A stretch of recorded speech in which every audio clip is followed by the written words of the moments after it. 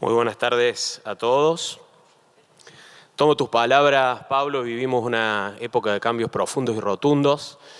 Dejamos, como bien vos decías, de lado la volatilidad y las empresas están necesitando generar una gestión a través de la eficiencia para ganar competitividad. Y este panel de lujo, la verdad que está tocando una temática súper importante como son los impuestos. Contamos con un moderador espectacular, John Walker. John Walker, si me permitís, resumo un poco tu extenso currículum.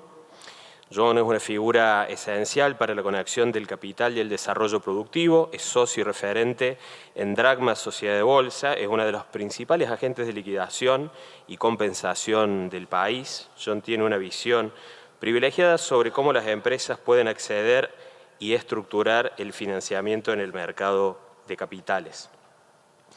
Tenemos dos speakers espectaculares a los cuales les agradezco muchísimo su presencia.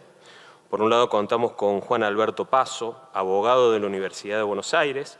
Se desempeñó como superintendente de Seguros de la Nación entre el año 2017 y 2019, año en el que también estuvo a cargo de la coordinación general de la Asociación Internacional de Supervisores de Seguros. Fue secretario coordinador de producción del Ministerio de Economía entre los años 2023 y 2024, dejando su cargo para en la actualidad nada más y nada menos ser director ejecutivo de ARCA. En el sector privado también se desempeñó como director de empresas en los sectores textiles. Y César, un amigo de la casa, muchísimas gracias también por estar aquí y por sumarse cada vez que te convocamos en cualquier lugar, no solo de Buenos Aires, sino del interior de IAEF. César es una voz indispensable del panorama económico y productivo de Argentina como CEO de Lisicki Litvin Abelovich, una de las firmas líderes de asesoramiento tributario y contable del país. César está en el pulso de las decisiones que impactan directamente en la inversión y la competitividad. John, te dejo para que puedas moderar este panel de lujo. Muchas gracias. Buenas tardes a todos. Muchas gracias a IAEF por esta convocatoria, esta invitación. Y muchas gracias a Juan Paso y César Litvin por su presencia hoy acá. Es muy importante esta temática que vamos a tratar en este primer panel, que tiene que ver con la competencia fiscal de la Argentina, que es un tema que nos afecta a todos como empresas, como personas físicas, y que tiene que ver con la competitividad de la Argentina a nivel país. Así que bueno, abro la primera pregunta para Juan Paso. Del proyecto de ley que están impulsando, que ya está en comisión en diputados, nos gustaría, Juan, que nos cuentes cuál es la filosofía a nivel conceptual, qué es lo que ustedes están buscando que haga finalmente esta ley y todas las medidas que han tomado en consonancia con este objetivo. Si nos podés explayar un poquito más de eso. Bien, primero buenas tardes, muchas gracias IAEF, gracias John por la invitación. Creo que lo más importante, más allá de las resoluciones que se sacaron para la eliminación de controles, la suba de umbrales, el régimen simplificado de ganancias, la presentación del proyecto de ley yo vengo del sector empresario, no vengo del sector público y creo que lo más relevante es el cambio de mirada, es el cambio de enfoque, es entender que estamos intentando regular pensando que del otro lado no hay 47 millones de evasores, terroristas, delincuentes o narcotraficantes, sino del otro lado hay 47 millones de ciudadanos que en muchos casos tuvieron que huir del Estado por un exceso de regulación. También sabemos que hay un exceso de tributación, pero en este momento que tenemos restricciones fiscales, atacamos lo que podemos atacar. ¿Y qué es lo que podemos atacar? Ese exceso de regulación. Y ahí estamos intentando darle a la gente la certeza que desde ARCA, lo que me toca dirigir hoy, estamos dando los incentivos correctos para que la gente se acerque al sistema y que vuelva al sistema. Entendemos que durante los últimos por lo menos 50 años mucha gente protegió su ahorro. Y muchas veces protegió su ahorro atesorándolo. Para colmo perdió su ahorro teniéndolo bajo el colchón o en una caja de zapatos, con lo cual no iba a obtener un rendimiento financiero del mismo y perdió, al menos en los últimos años, la inflación americana. Saquen la cuenta. Cuando le intento explicar a mi mamá que perdió el 25% de la plata, recién cuando se lo explico en esos términos lo entiende. Y ahí entiende lo que es la diferencia entre atesoramiento y ahorro. Pero ella tiene 80 años y ella vivió todas las crisis que le pudo haber tocado a la República Argentina y se siente cómoda teniendo su ahorro en una caja de seguridad. Entonces lo que estamos intentando es, ahora que hay orden macroeconómico, ahora que no hay emisión, ahora que la inflación está a la baja, ahora que hay un gobierno como el del presidente Milei que pone eso como una prioridad, no importando si hay una elección, si le genera o no un rédito político, sino con una convicción de que este es el único camino que tiene nuestro país para poder salir adelante. Y eso es un cambio enorme, porque ahí empezamos a pensar cuáles eran las formas que le podíamos dar a las personas para que sientan seguridad de volver a acercarse al sistema. ¿Por qué? Porque esta sobreregulación tuvo un efecto. El efecto fue pésimo. Las consecuencias de estar sobreregulados, de tener un régimen casi soviético, es que tenemos casi un 50% de evasión y entre 5 y 10 bases monetarias fuera del sistema. Cuando a mí me toca ir al CIAT o a OCDE, alguno de estos organismos internacionales, cuando uno habla de políticas para acercar los fondos que puedan estar fuera del sistema, son países que tienen el 20, el 30% de la base monetaria fuera del sistema. Nosotros tenemos entre 5 y 10 veces la base monetaria, con lo cual las consecuencias del régimen pasado fueron tremendas. Y bueno, César no me va a dejar corregir, pero el incremento de la informalidad del 2019 a la fecha fue creciendo exponencialmente. Con lo cual, cuanto más controles hubieron, más subió la informalidad. Entonces estamos dando como digo yo, los incentivos correctos para que la gente se acerque al sistema. ¿Y cuáles son los incentivos correctos? Primero, darle la garantía de no perseguirlos. Y lo segundo, que puedan tener alguna posibilidad de obtener los beneficios de estar dentro del sistema. ¿Cuál es el principal? El acceso al crédito. ¿Por qué? Porque si vos no tenés las garantías o no tenés los ingresos necesarios, el ejemplo típico es a un monotributista no le dan un crédito hipotecario para comprarse una casa a 30 años. Yo me senté a almorzar con 4 amigos de mi hijo que trabajan para compañías de afuera o hacen desarrollo de software, todos monotributistas.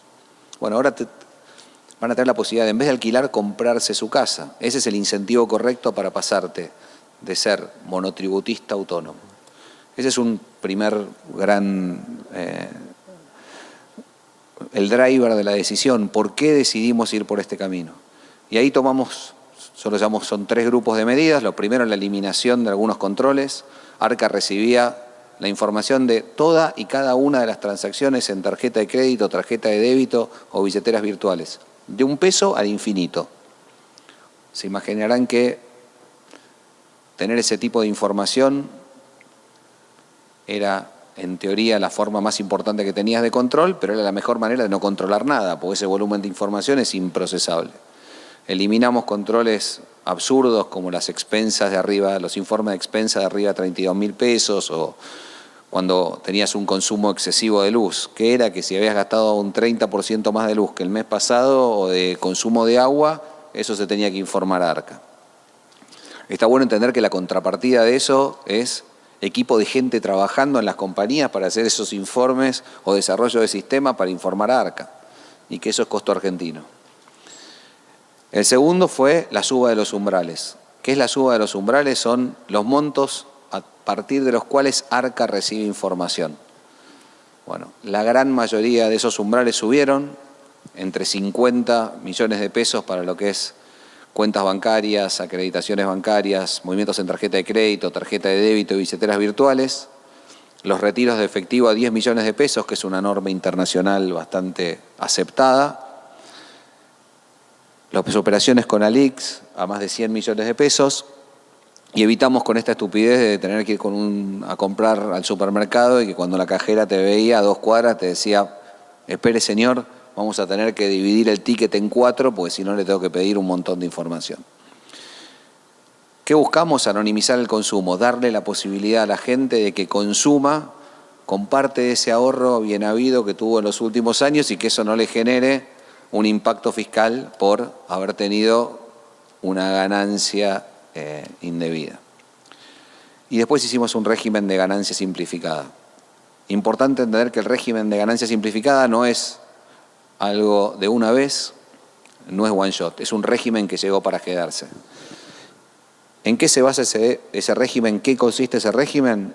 Fundamentalmente en que vamos a mirar la facturación y los consumos deducibles y no vamos a mirar ni el consumo personal ni el incremento patrimonial. Arca va a predeterminar ese impuesto, el ciudadano va a poder aceptarlo o no aceptarlo. Si lo acepta y paga, va a haber efecto liberatorio del pago, con lo cual Arca no puede mirarlo para atrás. Y ahí empezamos en entender, bueno, ¿cómo pasa si vienen los malos de nuevo? Le decíamos nosotros. ¿Qué pasa si cambia el régimen? ¿Qué pasa si hay otra mirada? ¿Qué pasa si la gente no se pone de nuevo del lado de la gente y se pone del lado de la persecución? Bueno, presentamos un proyecto de ley al Congreso. Pero para presentar ese proyecto de ley, démosle mucha sustancia. Por eso fuimos a pedir la adhesión de los gobernadores. Y es muy importante destacar que yo no recuerdo muchos proyectos que tengan la adhesión antes del tratamiento de 17 gobernadores. Ese proyecto de ley tiene, para mí, 3 grandes cambios. El primero es todo el cambio de acortamiento de los plazos de prescripción. No te van a perseguir de manera eterna en el fisco, con lo cual vas a poder tener algún tipo de previsibilidad fiscal. El segundo es, para mí, mucho más importante que la suba de los umbrales de la penal tributaria de 1,5 millones de pesos a 100 millones de pesos la evasión simple y llevar a 1.000 millones de pesos la evasión agravada. Ahí es importante destacar, esos cambios, si esos cambios se promulgan en el Congreso, significaría que de más de 7.000 causas en los fueros penales económicos pasamos a tener 200. El titular del IRS me contaba el otro día que ellos tienen activas 2.000 causas, Estados Unidos, para entender el volumen de lo que era la persecución penal en la Argentina por temas tributarios. Por eso, para mí lo más importante, una de las cosas más importantes del proyecto de ley es que los temas de impuestos se pueden arreglar con plata. No te pueden perseguir más penalmente. Se acabó la bala de plata. Vos podés, con algún tipo de multa, poder cancelar los impuestos a través del pago. Y eso va a sentir que muchas personas se sientan libres de operar y que no van a poder ser sujetos de persecución. Insisto, volvemos a usar libremente los dineros, tener el principio de inocencia fiscal, evitar la persecución y después darle un blindaje al régimen simplificado de ganancias para que lo que haya pagado tenga efecto liberatorio del pago, no puedas mirar más de un año para atrás los temas fiscales y eso darle certeza a los ciudadanos que entren en el sistema que puedan gozar de estos beneficios. Y es importante entender que el único beneficio puntual para los que entran al régimen simplificado de ganancias es para todo tipo de ciudadanos, excepto grandes contribuyentes. Todos los demás beneficios son para cualquier ciudadano de la República Argentina o persona jurídica de la República Argentina.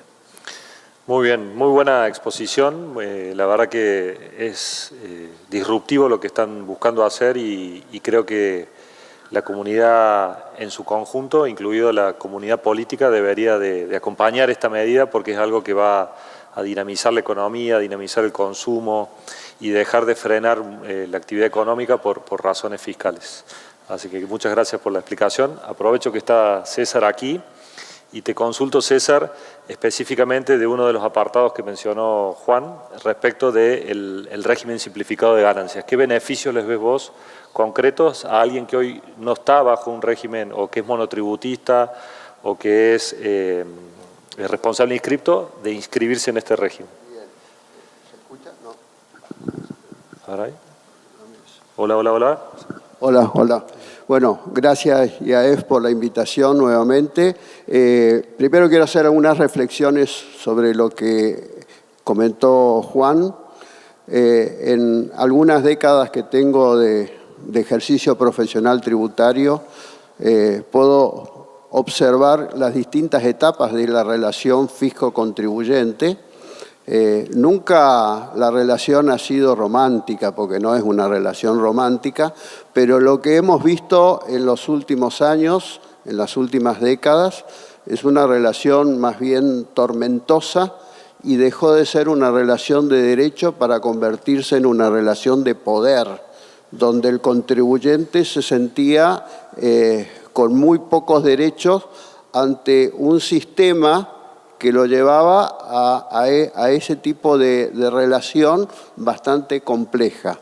Miren, para no ir muy atrás, recuerdan los que son más grandes la época del tanquecito, donde se incentivaba a pagar los impuestos a través de la figura del tanquecito. Después se usó la figura del sabueso, ¿sí?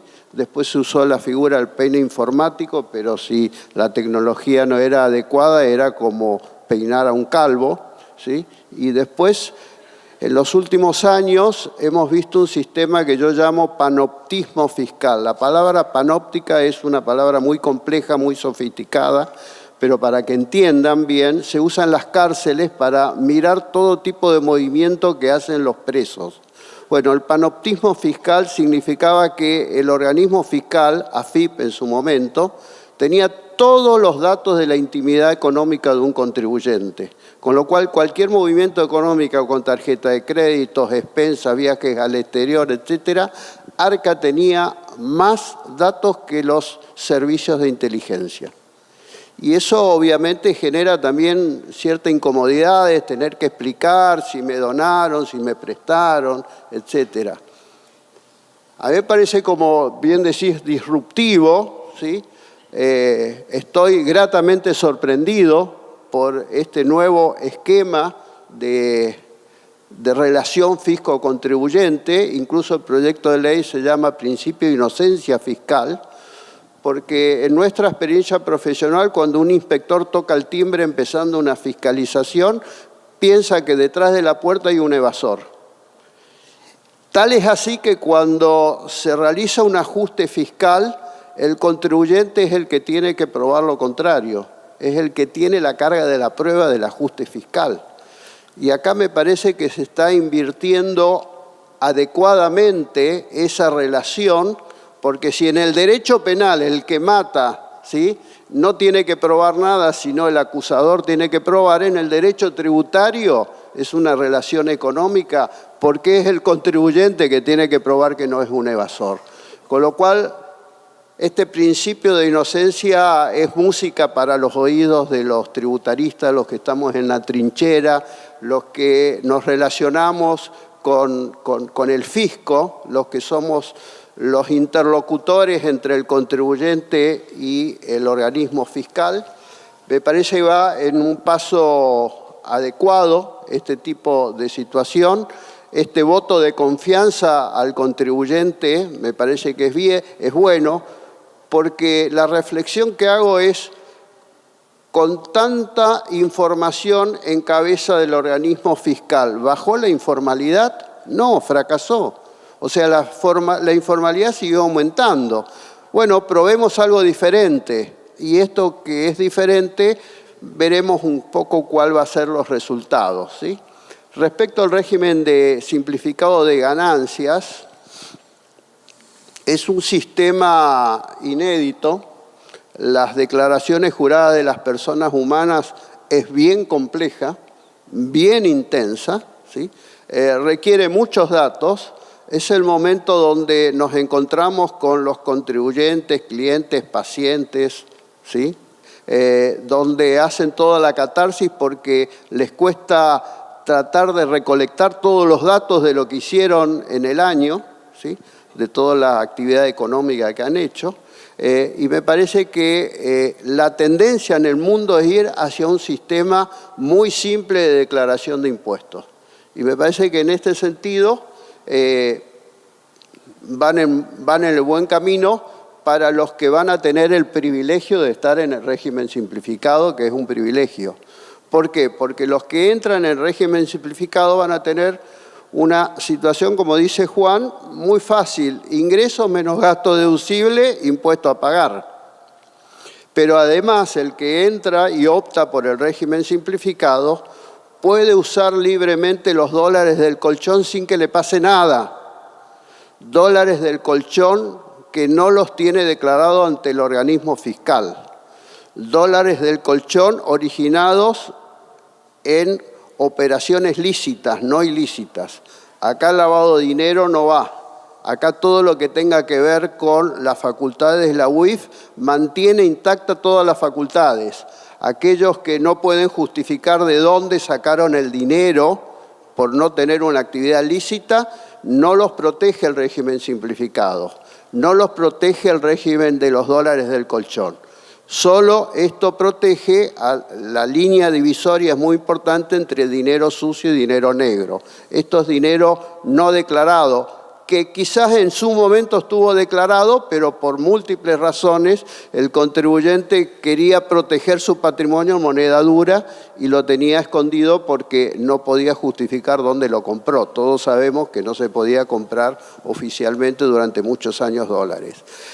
El sistema es que el que paga la declaración jurada del 2025 en adelante bien, ¿sí?, tiene una protección, tiene un bloqueo fiscal hacia atrás. Esto es importante y eso es un efecto liberatorio, como dijo Juan, del pago, con lo cual al incorporar ese efecto liberatorio ninguna norma posterior la puede cambiar. ¿Sí? Es un derecho constitucional, un derecho de propiedad cuando opta por este régimen simplificado. Es como un blanqueo sin costo. Es como un blanqueo porque tiene los mismos efectos de un bloqueo fiscal, de un tapón fiscal respecto del origen de ese dinero no declarado. Es como, si lo quiero decir en otras palabras, es una tabula rasa sobre el dinero del colchón y a partir de ese momento portate bien y paga todos los impuestos y no te va a pasar nada con el uso del dinero del colchón. Ese es el criterio que se está teniendo. Y respecto de la ley penal tributaria, era obsceno de que cualquier diferencia con el fisco de más de 1,5 millones de pesos por año, por impuesto, tenga una denuncia penal. Este es un monto que viene desde enero del 2018, nunca fue modificado, por eso se desbordan los juzgados penales tributarios competentes y me parece que la elevación de los umbrales es adecuado incluso al primer monto del origen de la ley penal tributaria, que tenía un monto de $100.000 de límite punible. Así que me parece muy bien esto y me parece muy bien una incorporación en este proyecto de ley que los temas controvertidos, los temas que tienen distintas interpretaciones, donde hay jurisprudencia, no tengan consecuencia penal. Específicamente ahora lo dicen y en nuestra experiencia profesional muchísimas denuncias penales tienen que ver con temas que eran controvertidos, que eran de características técnicas. Ahora el proyecto lo dice muy claramente. Los temas que son de índole controvertidas o de carácter técnico con distintas opiniones doctrinarias no generan denuncia penal. Muy bien, excelente, muy buena explicación. Incluso utilizaste una frase del presidente Milei, tabula rasa. Sí. Muy bien. Bueno, nos va quedando pocos minutitos. La verdad que es un tema súper interesante para seguir hablando. Voy a pedir permiso para ampliar unos minutitos más. Nos quedan 4 minutos oficiales. Nos vamos a extender un poquitín más. El costo fiscal argentino no es solamente se trata de impuestos nacionales, también se trata de impuestos provinciales y tasas municipales que se han convertido muchas veces en elementos recaudatorios de diferentes municipios que terminan haciendo un costo argentino inviable. Si bien no es un ámbito de ustedes, porque ustedes son ARCA, que es nivel nacional, es muy satisfactorio escuchar que rápidamente 18 provincias se han adherido al proyecto de ley y me gustaría ver tu opinión respecto de cómo encarar un proceso coordinado a nivel nacional, provincial y municipal para que entre todas las jurisdicciones podamos tener competitividad fiscal en nuestras empresas. antes... Vengo del sector privado y hago mis cuentas. Y teníamos unos fondos ganaderos grandes y tengo un feedlot en el campo.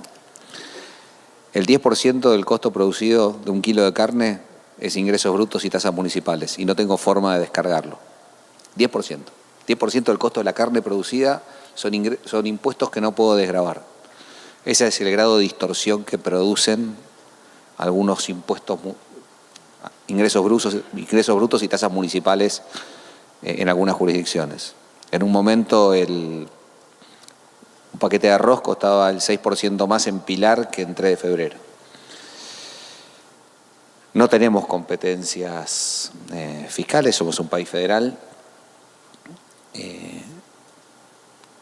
Tengo algún grado de esperanza de que va a haber competencia fiscal en la República Argentina, porque algunos gobernadores ya están viendo que, por ejemplo, alguna casa matriz se puede instalar en su provincia con algún tipo de beneficio fiscal. Los países normales funcionan así. Yo trabajaba en una compañía, yo tenía parte de las compañías que yo dirigía, una compañía estaba basada en New York, se mudó a la Florida por un tema impositivo. Entonces vos la competencia fiscal la generabas por beneficios, y los beneficios eran dados por cada uno de los estados provinciales. Está claro que hicimos un ajuste fiscal de 15 puntos del PBI, 5 puntos en el Estado Nacional en el mes 1, 10 puntos los hizo el Banco Central. Claramente no vemos ese mismo grado de ajuste ni en provincias ni en municipios. ¿Qué creemos? Que tenemos que instar a las provincias y a municipios a seguir por el mismo camino. Pero tengo mucha esperanza que la gente, y se está viendo, está valorando el esfuerzo. Es impresionante cómo el presidente Javier Milei mantuvo su convicción de seguir con un ajuste fiscal, con el déficit cero, con la no emisión, y tiene niveles de popularidad del mismo nivel que tuvo cuando fue elegido, o más altos. Entonces, estimo que esto va a llegar a cada una de las provincias y que parte de las demandas de la población van a ser la baja de impuestos, porque quedó claro que la suba de impuestos, esta carga regulatoria, tampoco significa crecimiento. No crece el empleo privado hace más de 15 años, no crece la economía de la República Argentina en los mismos niveles que la región, a pesar de tener una carga tributaria infinita y una sobreregulación infinita, con lo cual espero que este ejemplo que está dando el presidente de la Nación se traslada a las provincias, y están ustedes, en los empresarios y en la gente como vote, para exigirle a la gente que está en cargos provinciales que siga este mismo camino. Muy bien, muchas gracias. Bueno, aprovecho, César, y te hago dos preguntas en una. Una pregunta bien a nivel operativo, cuando uno se sienta con el contador y dice: voy al régimen de simplificado de ganancias, ¿qué seguridad tengo de que esto no vuelve para atrás? Se mencionó que si hay un cambio de signo político en el futuro, que esto se reavierta. Esa es una pregunta. Y la segunda pregunta: ¿cómo reincorporamos a los que han salido del sistema forzados por burocracia, por regulación excesiva, por costo fiscal, a esa pyme que tuvo que salirse del sistema, a esa persona física que salió, para que se vuelva a subir al sistema? No, bueno, son dos preguntas muy intensas, algunos minutos, pocos me voy a tomar. En el primer caso, ya lo dije, el hecho de pagar hacia adelante bien hace de que haya seguridad jurídica, si sale aprobada la ley, porque representa que cada pago tiene efecto liberatorio y va de alguna manera taponando todos los años anteriores. Así que, digo, tiene los efectos de un blanqueo sin ser un blanqueo con el título de blanqueo, pero básicamente en los blanqueos existe tapón fiscal, que es lo que la gente busca cuando tiene dinero no declarado. Ahora, quiero hacer una reflexión sobre la presión fiscal en la Argentina. Viene bajando, ¿sí? Este gobierno vino bajando algunos impuestos, impuestos internos a los autos, el impuesto a la transferencia inmueble, el impuesto a país. Hay 12 tributos que fueron bajando, que todavía es insuficiente para lo que es la competitividad en la Argentina. Pero el problema que hay en el sistema tributario es que está contaminado por impuestos que se llaman muy distorsivos. El primero de todos fue nombrado acá, ingresos brutos. No debería existir ese impuesto, y no solamente que existe, sino que hay dos consecuencias más. Lo siguen aumentando año a año, y además de seguir aumentando, el 70% de la recaudación es anticipada. Antes que se produzca la obligación tributaria, los fiscos provinciales ya están cobrando ingresos brutos, y esto genera saldos a favor del contribuyente, y anda a reclamar ese saldo a favor porque te miran con cara de pocos amigos, ¿sí? Te mandan una inspección, un sistema extorsivo para... Entonces, ingresos brutos es el problema mayor, ¿sí? Y cuando hacemos un podio de los impuestos más distorsivos, no me alcanzan 3, tienen que ser 4 como mínimo. Ingresos brutos, retención de exportaciones, impuestos a los débitos y créditos y tasas municipales. Las tasas municipales es un ingreso bruto municipal que no debería existir porque la tasa tiene que estar en relación con la prestación del servicio y no con el monto de venta. Es un disparate total. Los municipios no están habilitados a cobrar este tipo de tasas. Entonces me parece de que hay mucho para hacer en materia tributaria, pero no alcanza la voluntad de la nación por bajar impuestos. La pelota va a quedar en camino de los gobernadores y los intendentes para que de alguna manera la Argentina pueda ser más competitiva. Excelente, muy bien. Bueno, la última pregunta entonces, la de la PYME, ¿cómo se reincorpora al sistema? Si hay moratorias, si hay algún tipo de salvedades que se van a tomar o que están en curso para que esa PYME que se bajó o forzadamente se salió del sistema vuelva.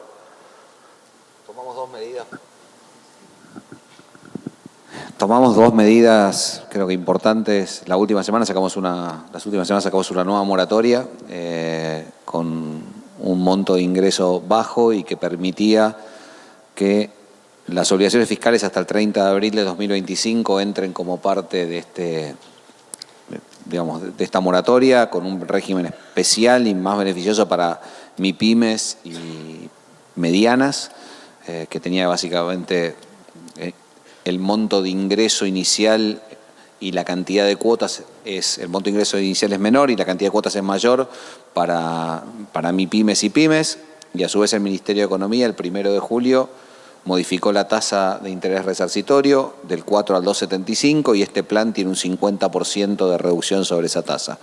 Con lo cual creo que es algo que le da a la pyme algún tipo de respiro para poder, la que no pudo pagar impuestos, poder reincorporarse al sistema. El segundo punto que vemos es, cambiamos la lógica de los embargos, que a las pymes en algunos casos las estaba asfixiando. No existe más que te embarguen la cuenta sin una notificación previa. No solamente va a haber una exigencia, una notificación previa, sino que también vas a tener 5 días para poner algún tipo de objeción a esa medida precautoria. Importante a las pymes mirar su correo fiscal, para que es ahí donde les llega la notificación. Pero creo que el mayor incentivo que tiene una pyme para volver al sistema, perdón, pero vuelvo al sector privado, es el crédito. No hay economía que crezca sin acceso al crédito. Es el único país del mundo donde te comprabas un par de zapatillas en 24 cuotas y una casa de contado, donde vos tenías que comprarte una maquinaria para tu línea de producción cash. Bueno, lo que estamos apostando es que esta vuelta al crédito privado, ya que el Estado no es más tomador de fondos, sirva para ayornarse, para ganar competitividad y que ese sea el incentivo para que la pyme tenga un mejor balance para tener mejor acceso al crédito. Excelente, bueno, damos por concluido el panel, despedimos a los expositores con un aplauso agradeciéndoles. Gracias. Muchas gracias, Juan, muy bueno.